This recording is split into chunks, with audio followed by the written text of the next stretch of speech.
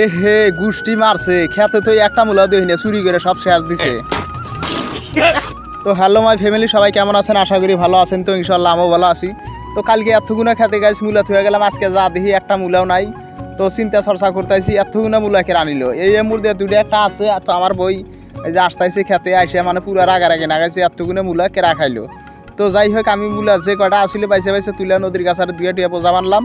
তো এখন চিন্তা চর্চা করতেছি শ্যালো আসবো না নাই, বেলা হয়ে গেছে। তো কতি অলরেডি শ্যালো একটা গাছ এসে গেছে। তো শ্যালো এসে গেছে, আমি শ্যালোটা ডাকতাইছি। শ্যালোটা ধরাইল তো ভালোই হইব, না ধরাইল তো সাঙ্গা মারা যাইব গা। যে কতি ডাকতে শ্যালোটা ধরাইতেছে গাইস। আপনারা ধৈর্য সহকারে আমার ব্লগটা দেখতে থাকেন। আর আমার পেজে নতুন হয়ে থাকলে গাইস পেজটাকে ফলো করে দিবেন। আর পরবর্তী ব্লগ দেওয়ার জন্য আমার পেজটাকে শেয়ার করে রাখবেন।